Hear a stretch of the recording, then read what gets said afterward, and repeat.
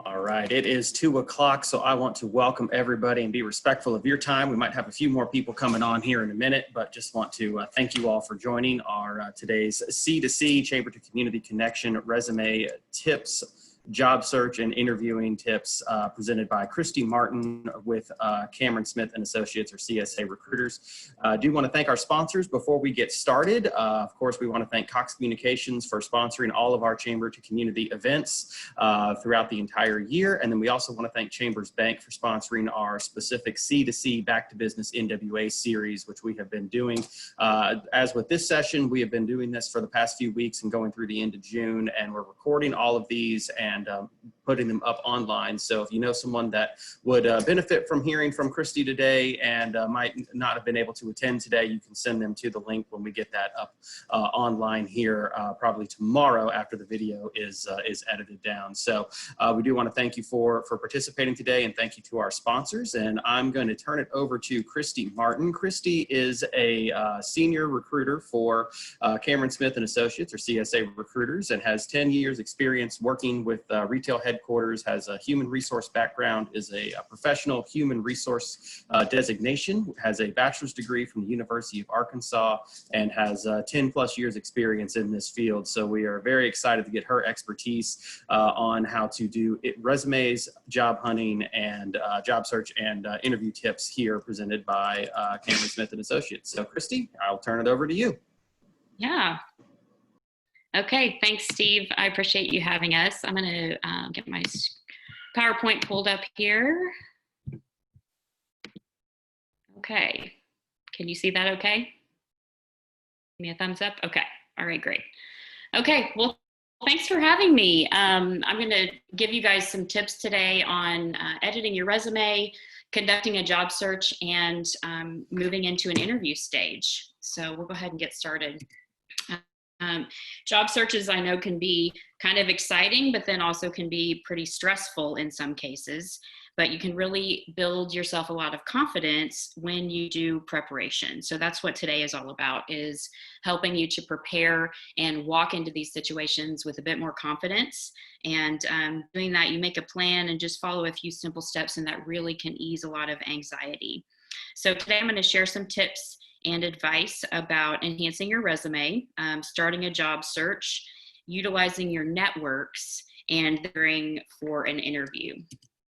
So as Steve said, I'm Christie Martin. I'm an executive recruiter and career coach at Cameron Smith and Associates, and I work regularly to place the right candidate with the right job for our client companies. But then I also provide career coaching to people who are in a current job search or who might have been recently laid off. So this is what I do day in and day out, giving these kinds of tips and just helping people work through these situations.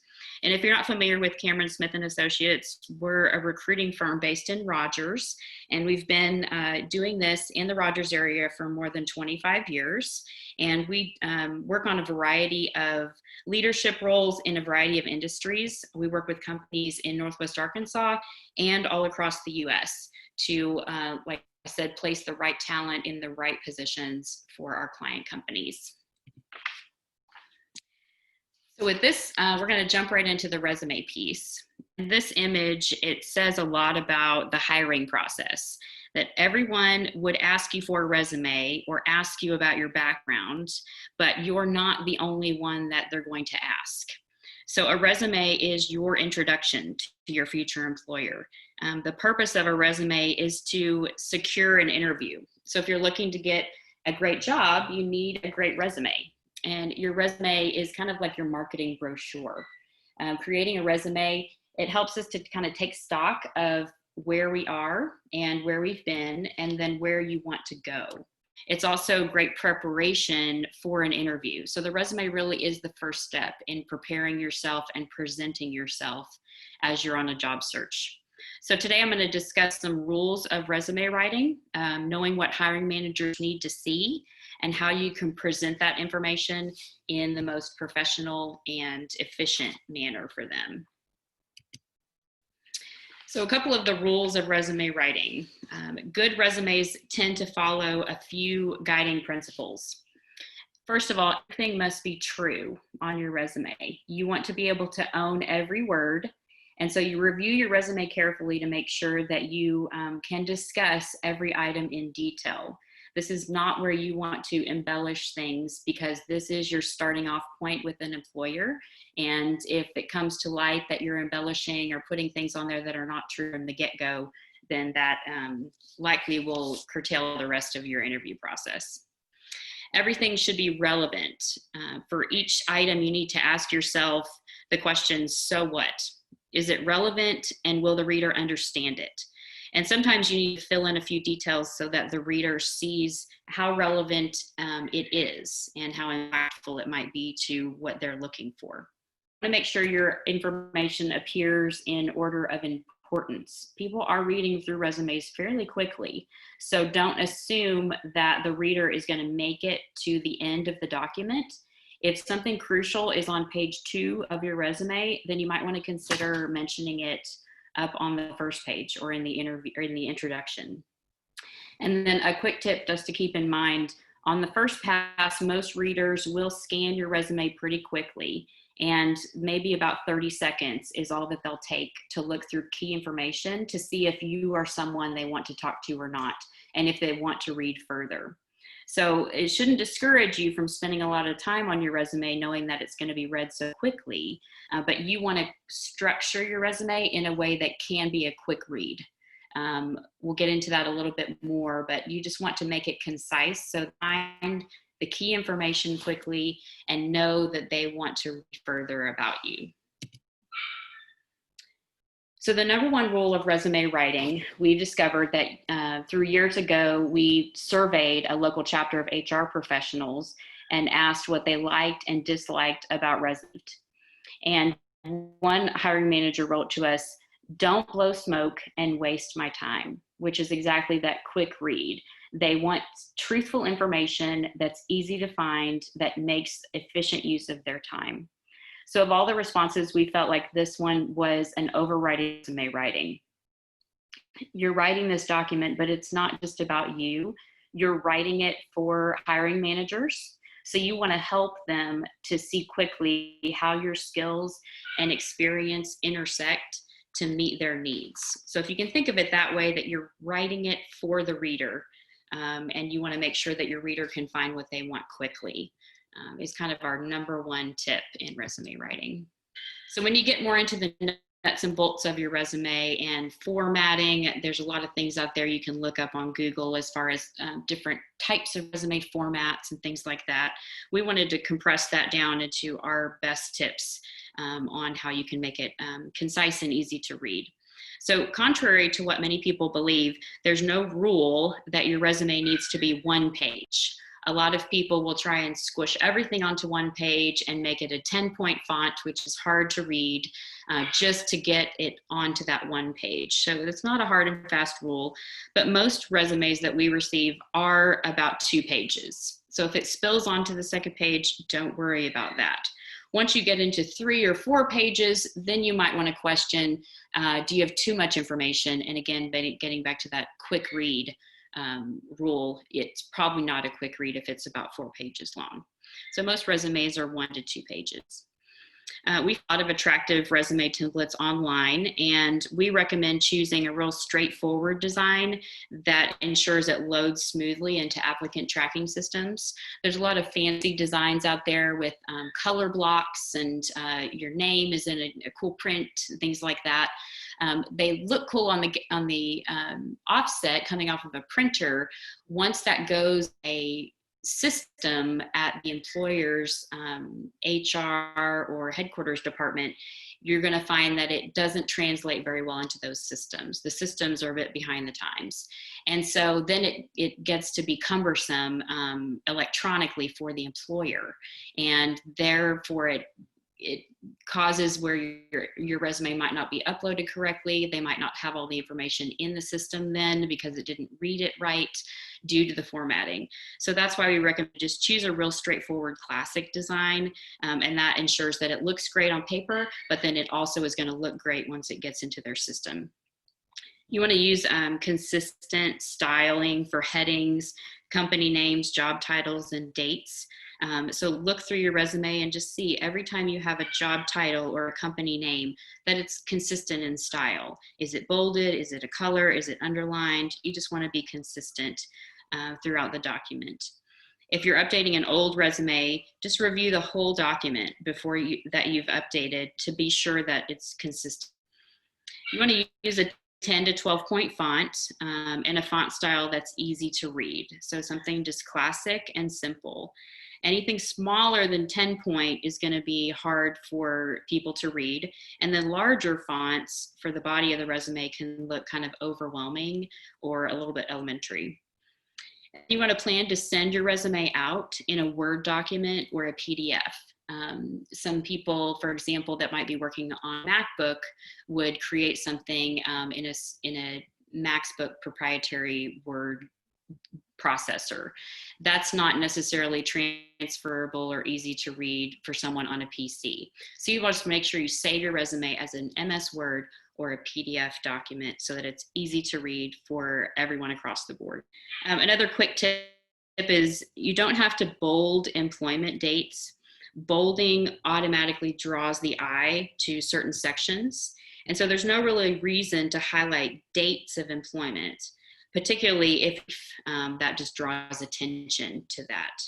So you want to save bold highlighting for where you had a big win, or maybe your job titles or your key skills. Those are the sections where you want to draw someone's eye. So our next trick is designed to make your resume more reader friendly, and again, make it that quick read. And we call it the 5-5-2 rule. It's hard to read really long paragraphs or long bulleted lists quickly. And so we recommend kind of a combination style for work experience, using a brief paragraph that tells your job description, followed by a few short lists of bullets that highlight your accomplishments. So the rule goes, you want no more than 5 lines of text in the paragraph. No one really reads long paragraphs. And if your paragraph is too long, just try and edit it down or break it into 2 short paragraphs if you just can't. But we recommend just 5 lines in that paragraph that describes what you were tasked to do in your job. And then you want to have no more than 5 bullets in a list under that. A long bulleted list is kind of like a long paragraph. It's hard for people to scan it quickly. You want the most impactful, relevant information in that list. And then the 2 rule is you want to have no more than 2 pages long. So if you kind of stick to this, your resume will be a great length. It'll be a quick and easy read. And then things like references, you can save to a separate page and you send that later. You can forward your references after you've had an interview with the company, you've already had a mutual interest from them, and then that way you can also alert your references at that point that you'll be probably contacted by this potential employer. So that's a section that you can take off your resume, put it on a separate sheet, and then that'll give you a bit more room for all your pertinent information on the resume. So when it comes to building out the resume, most people start at the top with their contact information. And you do want to put your name at the top in large, bold print, so there's no mistaking who this resume is for. And then you'd want to include your personal email address, not a work email address. If you're looking for another job, likely you have not necessarily relayed that information to a current employer. And so you want to have your personal email address on there as your main point of contact. And you want to make sure that the address is professional and one that you're going to check regularly. If your personal email address is not necessarily an email handle that everyone to know about you, or the most professional, then you could just consider setting up a separate address that's just for professional contact, like a resume, and then make sure that you still check it regularly. And it's not necessary to include your home address, but you do want to at least have your city, state, and zip code. Hiring managers are likely not going to look across every state for someone to do analytical work for them in Rogers, Arkansas. So your geography matters. And if you're in their backyard, likely you're going to rise to the top of the stack. If they can't really tell where you're located because your work history doesn't detail that and you don't have a city and state on there, then there will just be questions right off the bat. So we recommend to at least put the city, state, and zip code. And then you can also put your LinkedIn profile on there. And we'll talk more about LinkedIn a little bit further in the presentation. But you can customize your LinkedIn profile as well to put the URL so they can quickly get to that. Especially if you're sending your resume electronically to them, then it'll be a quick link for them to click on. And if you Google customize your LinkedIn URL, then it'll give you some quick instructions on how to make that a simpler web address rather than having a bunch of random numbers and letters in that. So it'll look a bit cleaner on your resume. And so, like I said, this is kind of your resume is your billboard. Your executive summary is usually the next section. And this is kind of the heart of your marketing brochure. It appears right underneath the contact information, and it summarizes the value that you bring to your next job. So you can call this section a summary or a headline, and it kind of announces work that you're targeting. If you're considering multiple, put additional terms in your headline or even a sub-headline. If you're considering multiple paths that might be not so connected, like this example, event planning, public relations, are all similar in nature. But if you're considering an IT path, and then you're also considering a medical analytics path, those are not connected. And so you could have two separate resumes where you would have different information highlighted on each one, and then you'd send those out as appropriate based on the job that you're viewing for. In writing your summary, you definitely want to lead with facts again. And people often make subjective statements here like excellent interpersonal communication or strong work ethic. And those are valuable, but anybody can say those things. And so if you lead with facts, then that really gives the reader a sense of who you are. So you might want to start your summary with things that are true for you that not everyone can say, like experience in public relations and event planning, or bachelor's degree, or advanced Excel, conversational Spanish.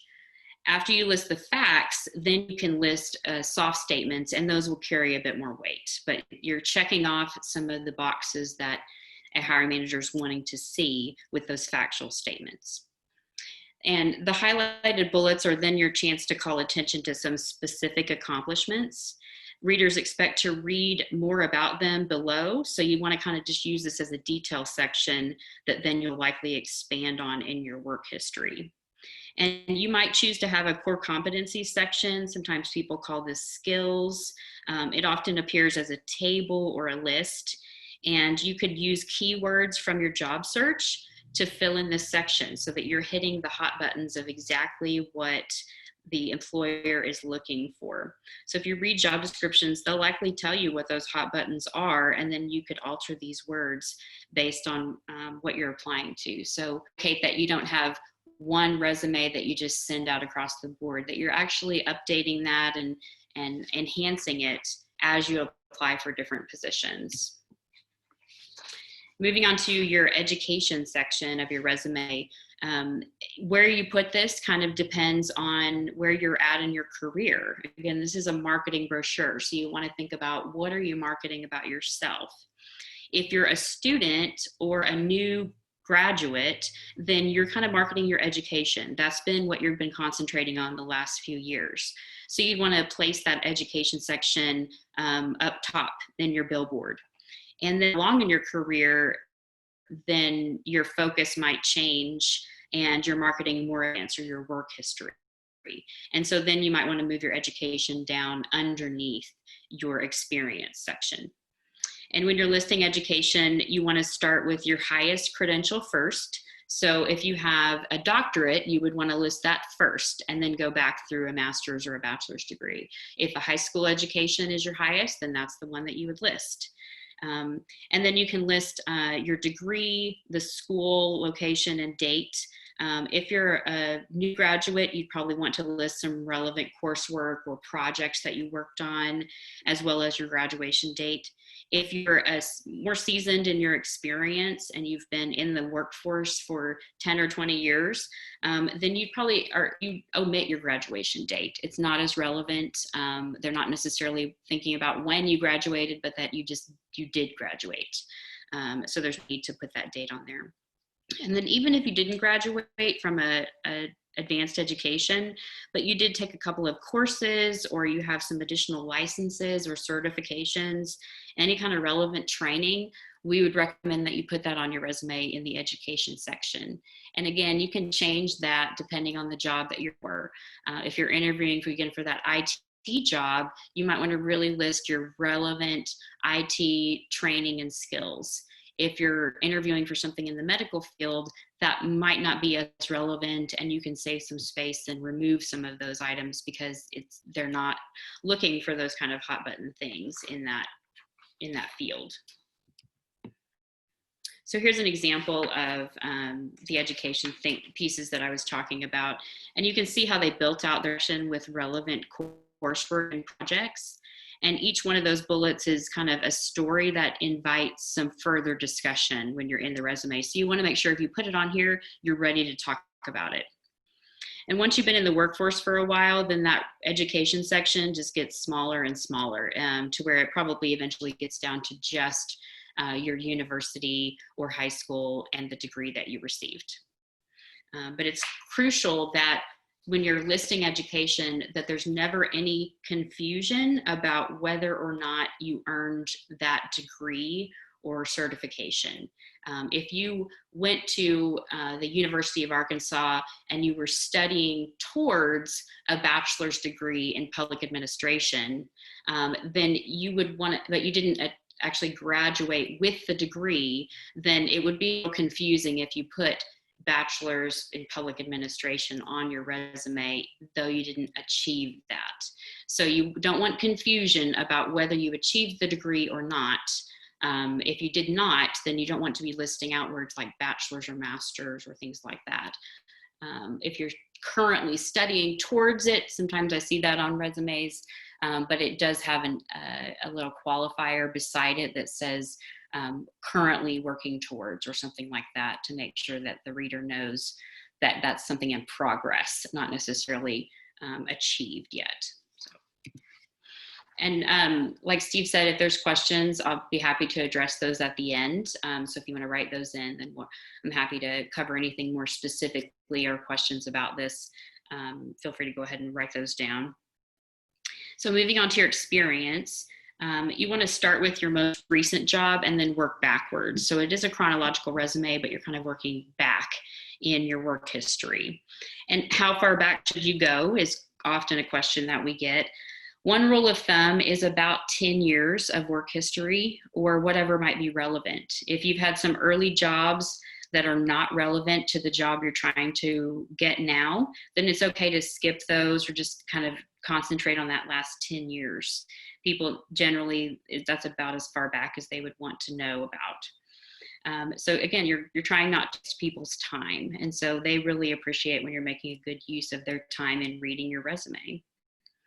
And for each job, you want to include the name of the company and the city and state where you worked, your job title, and then the dates that you worked there. That might be a month and year, or it could just be years, depending on what you feel like is appropriate. So there are kind of two distinct job sections for this. For each job, you'll have your job description, or that paragraph that we talked about, that would be 5 lines or less. And that's what anyone would do in that job. It's explaining to them, this is what I did. And then you'd list your accomplishments or major wins or some big things that you would in bullet points underneath that. And again, it'd be 5 bullet points or less. So employers really do like to see accomplishments, not just what you did. They want to know how you did it and what kind of impact that made. And we'll get into that just a bit more, but here's an example of what that might look like. You can see they have their company name, where they worked at, the dates that they were there, their job title, a bit about what that means to be a purchasing manager, and then a couple bullet points about some key things that they achieved during that time. And so when you're listing out accomplishments, we have that we talk about of accomplishments equal results. You can use an analogy like this car approach to list and to talk about accomplishments in this way. What was the challenge? What was the action that you took? And then what was the result that came from that? And so as you're listing bullet points on your resume, you want to make sure that you're prepared to talk about each of those and to share that in a bit more detail.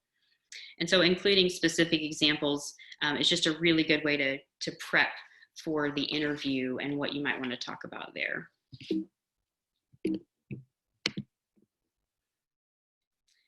So your resume is going to be a work in progress.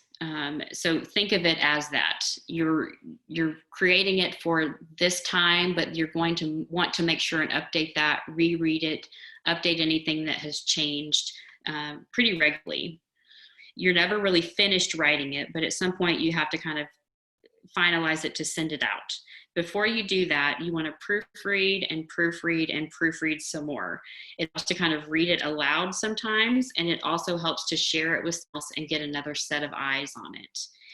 I personally am not the best proofreader of many things I write, so I tend to send things out, let other people put another set of eyes on it, because there's undoubtedly going to be something that I have missed. And you would rather a friend or family member catch that than a recruiter or a hiring manager. A couple other tips are to lead with your strengths. Put the things bold and upfront that are the most impactful and the things that are going to set you apart from other people. But don't apologize for experiences that you don't have yet. You want to highlight those strengths again. What do you bring to the table, rather than spend time apologizing on things that you might not have that you think could be a hindrance for you. Some good things to just enhance your presentation of yourself is to be proactive at work, to volunteer, to kind of continually be that lifelong learner, because just as your resume, you're a work in progress. And so as you continue to volunteer, get new exposures, be proactive, your resume naturally enhances itself, and you present a better kind of marketing tool of yourself when you're in these situations. So now we're going to move on into job search. Once you've had a good resume, it's going to lead you into a more confident job search and hope result in some interviews. So as you finish up that resume, you're going to naturally start looking for, where do I send this out to? And as you do that, you want to kind of take a minute to focus on why you're in that job search. And sometimes that's a stressful situation that led you to that job search. So take a minute to recognize your emotions, adapt your feelings, and try to make this a positive experience. You can really make a lasting and positive impression in all aspects of your job search if you take that moment to think through some of those things. So you want to be positive about your current and past employers and your work experiences. If you're sharing negative details about your past boss or company or coworkers, that is going to give the interviewer the feeling that you're bringing a negative attitude with you into their workplace. And they're looking for people who are going to make a positive attitude and a positive addition to their team. So like I said, take that moment to focus on your skills and passions, the resume to do that, to be clear on what are you bringing to the table, and use that positive language to move past any of the negative experiences or potentially a layoff that you might have been a part of. So you want to be being prepared. It just really builds your confidence, and that's going to shine through in the interview process and in all your interactions from here on out as you're doing your job search. So leaving that positive impression about where you've been and where you want to go is really going to make all the difference about getting to the next stage of this process.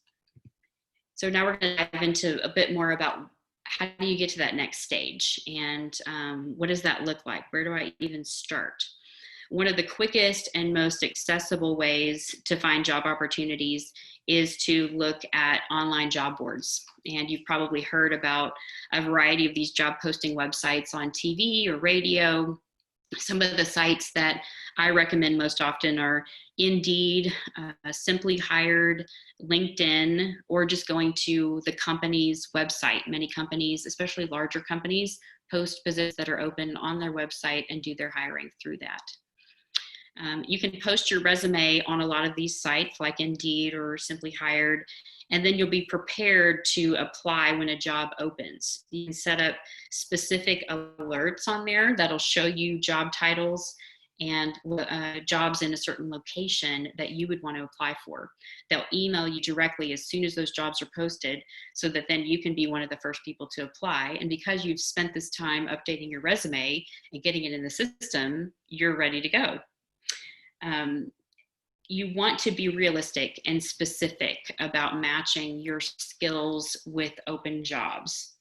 An example of this would be if your main skills are, say, in medical billing and you're located in Rogers, yet you're applying for jobs or a retail analyst in Kansas City, Missouri, then it's unlikely that you're going to be the most qualified candidate for that job in Kansas City. They're looking for people likely in their own backyard who've had some experience doing that certain task already. And that's going to be the competition that you'll be coming up against. So when you're making a job transition, your greatest chance of success is to apply for positions where you already have the needed skills. If you're looking to make a location move, new city, things like that, your easiest transition is going to be to make a move within your current industry or using your current skills. And then once you're in that location, network, move beyond outside of that industry that you moved there to. So, we can give more tips on that all day long, but there's some strategy to applying for things that are within your skill set and within your location. So again, you can apply directly through these sites. I recommend to use your networks to take you and your application further. You want to think who you know that works at any of these companies and how they might be able to put in a good word for you. And we'll talk a bit more about using your networks in just a few minutes.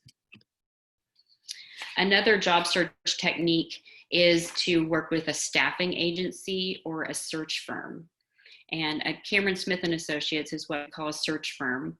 And these are high touch options that will connect you with a recruiter who would match your skills with the needs of their current companies that have asked them to find a specific kind of person for their opening. And they can give you advice on your resume and on job options that maybe you hadn't considered. And so you want to check out the agency's website to find out about their specialties and services and what industries they recruit for. So for example, at Cameron Smith and Associates, we specialize in recruiting for mid to upper level management roles, primarily in the consumer goods and construction industries. So if you're not in those industries, we might not be the best option for you, but there's other search firms and studies out there that might be a great fit and constantly looking for people with your skill set to match with their clients. So you really want to do your research a little bit.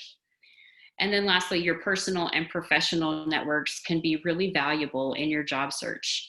It's very common for companies to hire people who are referred from a trusted source. So let's dig into networks a little bit more. If in networking, you really want to consider all of your social networks, your current and former colleagues, church connections, kids' sports events, family, friends. You really want to kind of sit down and think about all of those people that are your touch points on a weekly or monthly basis. Where are they working at and how might they help you in your job search? So don't be afraid to let people know that you're in a job search and to ask for help. You never know where a lead might come from. And the more open you are about your needs, can help you. People naturally want to help their friends and family to succeed. So if they know more specifically about what you're looking for, your timeline, what your desires are, then they can be a better match, especially when random things cross their path, which we know happen all the time. And for anyone in a series, you likely want to use LinkedIn. LinkedIn is a really valuable resource. It is a social networking tool, just kind of like a Facebook or a Twitter, but it's a more professional tool where people are using it to network with professionals within their industry and utilizing it a lot for job searching. HR managers and recruiters all over the country are using LinkedIn almost every day. So it's definitely a place you want to be. When they receive your resume, it's likely that they're going to look you up immediately on LinkedIn. So whatever you have on LinkedIn is kind of like your online resume. If your profile is old and out of date, what they're going to see. If your profile matches exactly what the resume says that they received, then they're going to see this person is pretty active and they're keeping their stuff up to date. So it's essentially your online resume. So LinkedIn allows you to leverage the power of your network and the people that you know, and then the people that they know. It's a connector for people across industries. And it's free to join. If you're not on LinkedIn, definitely check it out. It's free to set up a profile. And you can start connecting with people, like I said, out of your social network, past and former colleagues, church, other people within the industry that you tend to want to follow. It's a bit different than a Facebook, where you might just connect with people that you know personally on a Facebook. This is more of a connection with people that are professionally within your network, and you may not have such a personal connection with them, but many people are very open to connect, even if they don't know you in face-to-face. So don't be afraid to start connecting with people. You can post a photo, and you want to keep that professional and positive. This is not where you would post a photo of your entire family or you and your kids, or maybe you and a hobby. This is where you'd want to put a professional, just a headshot. If you don't have a professional headshot, just getting someone to take a great photo of just your head in your backyard would be perfectly fine. And you just want to have that picture on there. And it's proven that if you have a photo on LinkedIn, it's 36 times more likely that you'll receive a message or a connection on LinkedIn. So it really does impact. And there's about 20 million people and companies on LinkedIn. It's also a great way to look at company pages and get a better understanding of the companies that you're applying for. You can also see who already works at those companies by the connections on LinkedIn. So it's really a good place to do some research. And we'll talk more about that. How do you use LinkedIn to research before you go into an interview? We'll talk about that in just a moment. But again, you want to make sure that everything you publish is accurate, and make sure that facts and figures and data that you're publishing are not proprietary to your company currently. So you wouldn't want to post anything on LinkedIn that your company would look at and say, she should not be sharing that, or that is going to get us in trouble. You want to make sure that you publish things that are, again, accurate about you, but proprietary to your current employer. You want to take advantage of other kind of networking events in your industry as well. Things like job fairs, business publications or magazines, charity or social events. It's a bit hard to take advantage of all these right now in the same way that we were used to in the past year, but there's still opportunities to network and do that via virtual coffee meetings, attending some events that have just moved online like this one. And you can still connect within your industry with seminars or trainings. All of those things are great ways to broaden your network. And so be on the lookout for those things, jump into them, because that broadens your network and it just gives you more and more connections that are undoubtedly going to help you in your future job search, whether it may be not now, but in the future, definitely. So once you've used your networks and you've found that great position and now you're ready to interview with a company, there's some things that you definitely want to do to prepare in advance. And again, that helps you to walk into the job interview more confident as you do more preparation.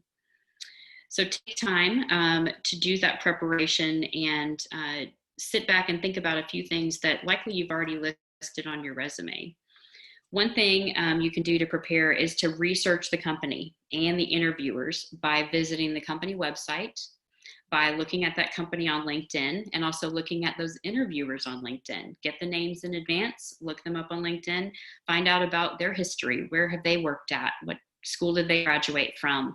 There might be some just personal connections that you might be able to draw up in an interview. But there's just great ways to kind of look up some information and find out more about the people that you're going to be meeting. And then also search for recent news articles or company or industry specific news about that company. And it's always kind of a plus when a candidate can quote some recent news or specific questions about something that's happening that they've read. And this preparation really shows during an interview, and it lets the company know that you're really invested and engaged in this opportunity. And it's a really great added touch that likely can set you apart from other candidates in the mix. Some additional ways to prepare are to think about yourself. You really want to think introspectively. And here's a couple questions that you'll likely be asked, maybe not in these exact words, but the interviewer will want to know these things, and you'll want to have thought about these in advance so that you'll have a really good, confident answer for these.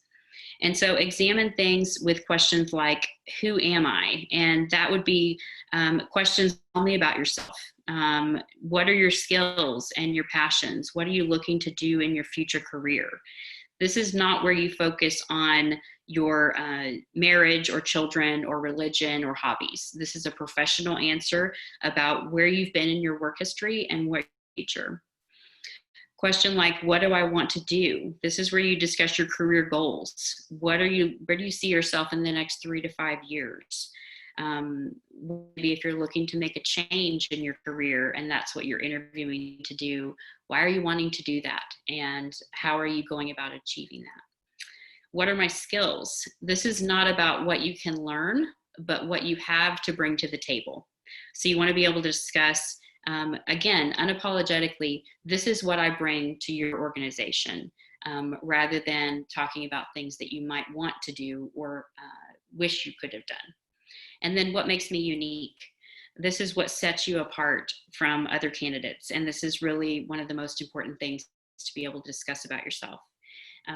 You want to talk about those special skills, systems knowledge, things that you have garnered through experiences that's going to set you apart based on all the other candidates that they're interviewing. If you go back to that line of penguins at the beginning, there's all those other people that are not in the room with you, but that they will be talking to. And so how are you going to set yourself apart from all of those other interviews? And then a couple of just logistics that you want to think about before you interview. You want to map out the location of the interview. This is assuming you're going somewhere in person, but you want to make sure you know where you're going. You know how long it's going to take you to get there and that you arrive early. Dressing for success. You might be unsure of what that dress might look like at an interview. It might look different at a restaurant server interview versus a vice president at a Walmart vendor interview. And so if you're unsure, I always recommend to overdress. It's always better to be more professional than too casual.